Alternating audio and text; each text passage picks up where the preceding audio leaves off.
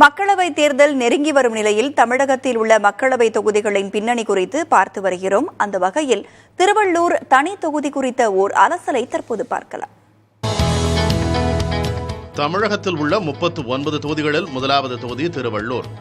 தமிழகத்தின் வடக்கு முனையில் அமைந்துள்ள திருவள்ளூர் தொகுதி 2008ஆம் ஆண்டில் தொகுதி மறுசீரமைப்பின் போது உருவானது.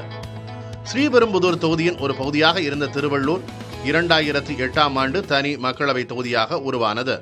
திருவள்ளூர், கும்மிடிப்பூண்டி, பொன்னேரி, மாதவரம், ஆவடி, பூந்தமல்லி ஆகிய 6 சட்டமன்ற தொகுதிகளை இம்மக்களவை தொகுதி உள்ளடக்கியுள்ளது. 2009ஆம் ஆண்டு திருவள்ளூர் தொகுதிக்கு நடந்த முதல் தேர்தலில் அதிமுகவின் வேணுகோபால் வெற்றி பெற்றார். 2014ஆம் ஆண்டு நடந்த தேர்தலிலும் அதிமுக சார்பில் வேணுகோபால் போட்டியிட்டு அவரே வெற்றி பெற்றார். 2019ஆம் ஆண்டு தேர்தலில் திமுக கூட்டணியில் காங்கிரஸ் கட்சி சார்பாக போட்டியிட்ட ஜெயக்குமார் வெற்றி பெற்றார். அந்த தேர்தலில் ஜெயக்குமார் 7.67 லட்சம் வாக்குகளை பெற்றார். தொடர்ச்சியாக 3வது முறையாக போட்டியிட்ட அதிமுகவின் வேணுகோபால் 4.10 லட்சம் வாக்குகளை பெற்று தோல்வியை தழுவினார். மக்கள் நீதி மையத்தின் லோகரங்கன் 73,000 வாக்குகளும், நாம் தமிழர் கட்சியின் வெற்றி செல்வி 65,000 வாக்குகளும் பெற்றனர்.